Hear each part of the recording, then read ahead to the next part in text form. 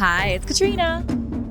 Number 10. The Daxa Island Massacre. The Croatian island of Daxa is littered with the corpses of alleged Nazi sympathizers who were slaughtered following the end of World War II. The island itself is beautiful, steeped in ancient history. It's quite the picturesque place to spend a weekend. However, it's also allegedly haunted by the victims of the Daxa Massacre of 1944. It happened in the aftermath of World War II. With the Germans officially defeated, Nazis were hunted down. Just about every European country took it upon themselves to seek out every hiding Nazi they could find. It became an obsession, like a bunch of angry mobs hunting down Frankenstein's monster. In Croatia, this obsession grew into a frenzy, and on October 18, 1944, Yugoslavian authorities entered the Croatian city of Dubrovnik. They made hundreds of arrests, including the mayor and local priests.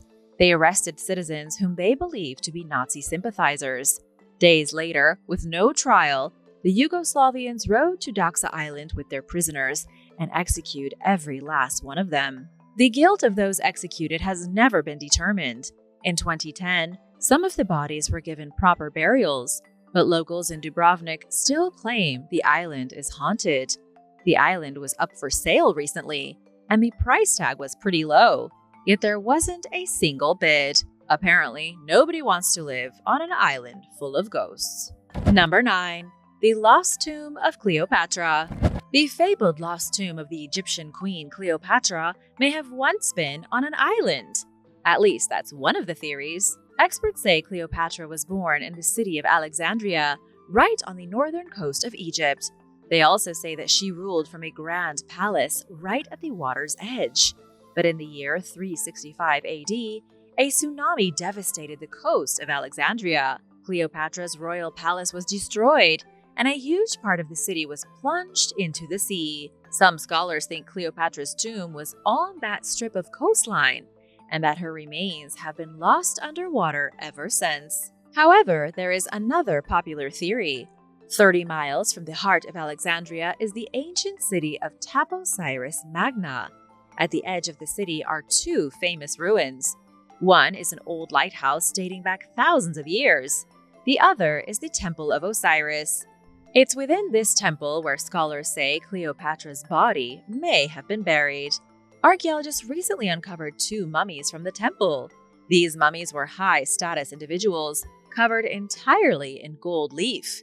It's believed they were priests from the days of Alexandria, and that Cleopatra's own body could be lost somewhere beneath the temple. The third theory is that Cleopatra was buried in a nondescript stone tomb on the Greek island of Rhodes. Given the toxic political climate at the time of her death in the year 30 BC, some experts suggest her body was taken away and buried in secret so that her grave would never be disturbed. Number 8. Volcano Island. Scientists have recently made a terrifying discovery in Alaska. They identified a giant volcano bigger than anything imaginable. The volcano has been hiding in plain sight, disguised as a group of small volcanic islands. These are the Aleutian Islands, a group of 6 volcanoes off the coast of Alaska, making up a chain of small, mostly barren land masses. Each stratovolcano was assumed to be its own entity. There's Carlisle, Cleveland, Herbert, Tana, Uliag, and Kagamil. But what scientists recently figured out is that these are not individual islands or volcanoes. Instead, they are all interconnected through massive underground vents to form one huge and seriously destructive volcano. Scientists from the Carnegie Institution for Science in Washington believe the islands are connected to form a single caldera. In other words, the huge bowl-shaped mouth of a monster volcano. Researchers already know volcanoes can contain multiple vents, the holes from which smoke and gas and fire is spewed during an eruption. But this is unprecedented. The caldera is comparable only to the 3 overlapping calderas at Yellowstone National Park, which extend for about 45 miles to form a supervolcano. That would make the hidden volcano in Alaska a supervolcano as well, and capable of destroying the world. Number 7. Inishkil. The Irish island of Inishkeel has a fantastically dark history dating back centuries. The island itself is beautiful, with the Cerulean Sea stretching in all directions. The Atlantic wind is cold, but the views are glorious. And when the tide goes down, a shallow stretch of land allows access to the island from the coast. Like Moses when the Red Sea parted, you can walk right from the Irish mainland to the island. And there you can explore the ruins of a mysterious monastery from the 6th century. Nobody's sure when exactly the island of Inishkeel was abandoned, but it's believed it was around 1841. That was likely when the last community of rural farmers finally gave up and left for the mainland. But many years before that, 1500 years before today, in the early era of Irish Christianity, Irish monks lived on the island. It's believed St. Conall Keil arrived with a small group of followers and built themselves a church on the island. The church is still standing, albeit without a roof. But the story of this saint has a bit of a dark twist. Some historians say Conall Keil had murdered his father and was ordered to atone for the crime of patricide. He didn't go to the island out of the goodness of his heart, but rather as a form of punishment. He stayed there for 7 years and died in the 590s. And now for number 6. But first, want to give a big shout out to Randall Petrolgi and the Jansen Journal. Thanks so much for watching. If you are new here, welcome, and be sure to subscribe for more scary discoveries. Number 6. The Phantom Island. The 15th century Venetian cartographer Juan Pizzigano marked down the Antillia Island group on a map in 1424.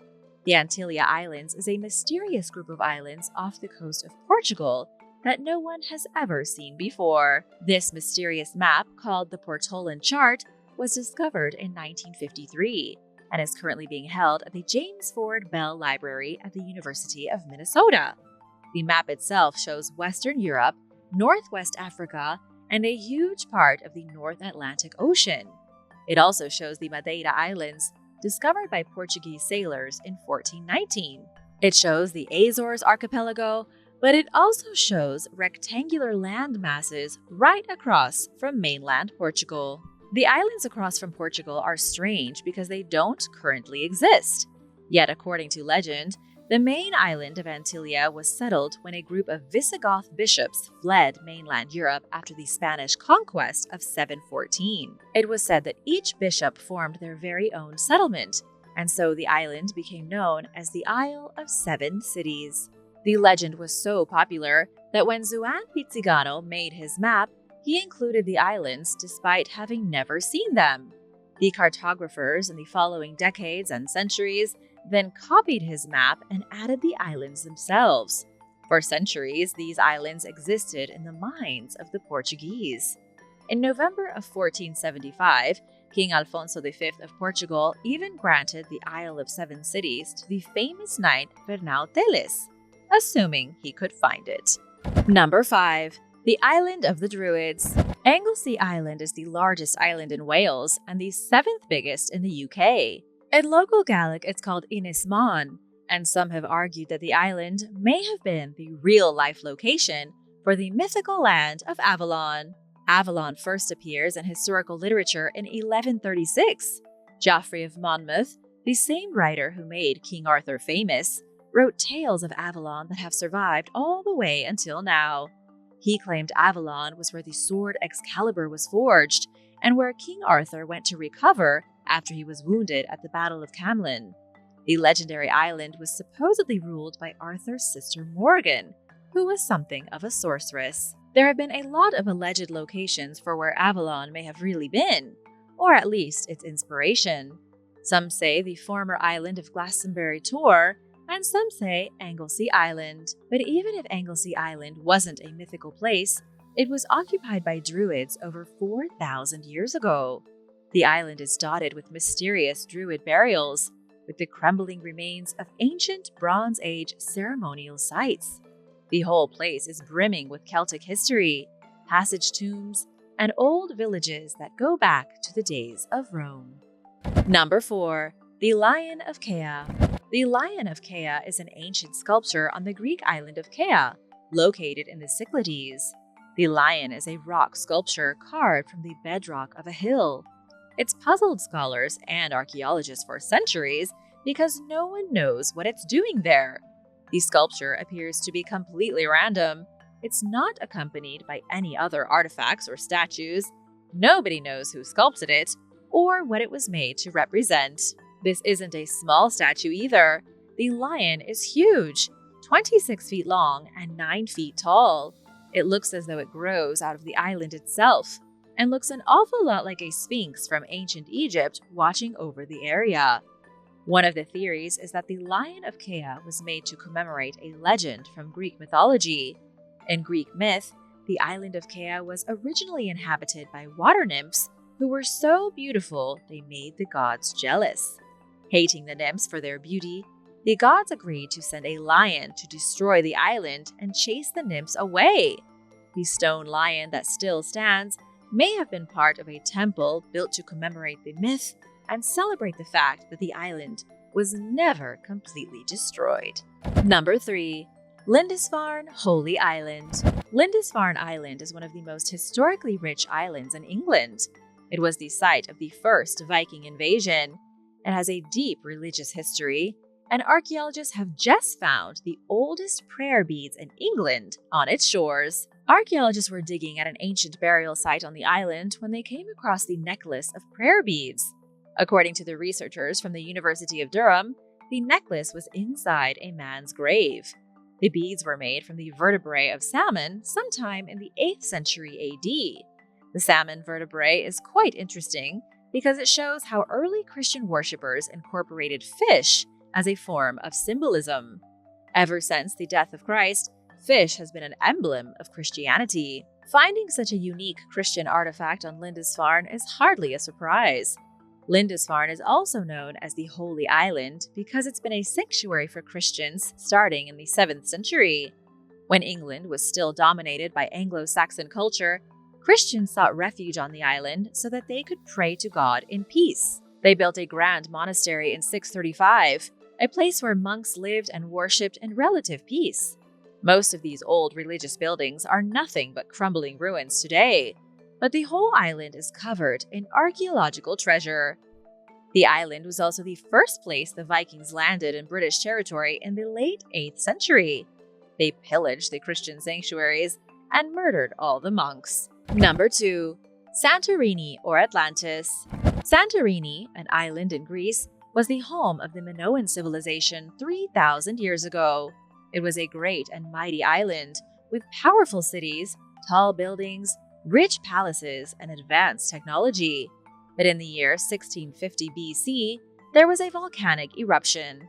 The island was covered in 200 feet of ash, scorching away the Minoan people. All life was decimated, and the prosperous city-state was destroyed. Just around 1300 years later, the Greek philosopher and writer Plato described an island nation that once boasted a powerful military and a flourishing culture. This place was called Atlantis, and according to Plato, the gods destroyed the people for their arrogance, and they were plunged into the sea. Scientists believe Atlantis may have in reality been the island of Santorini. They say Atlantis was never plunged into the sea. Instead, Plato got his natural disasters mixed up. There was an island nation just like he described, a powerful city-state with a great navy and a strong economy from prosperous trading routes. But it wasn't a mythical race of people called Atlanteans. It was the Minoans on the island of Santorini. Their great civilization wasn't plunged into the sea, but drowned under a sea of ash from the volcano. Number 1. Lost Temple of Hercules. Archaeologists in Spain recently used laser scanning technology to identify submerged ruins off the coast of the Bay of Cádiz.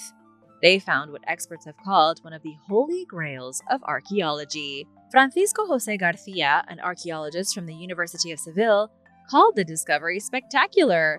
Just under the water, experts discovered a huge structure about 1,000 feet long and 500 feet wide.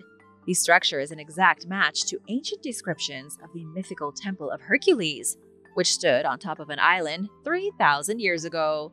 Ancient history tells us that the Temple of Hercules was built by the Phoenicians in the 9th century BC. They constructed the temple on the crest of a small island, and it was a monumental achievement. They chiseled the 12 labors of Hercules across the walls of the temple.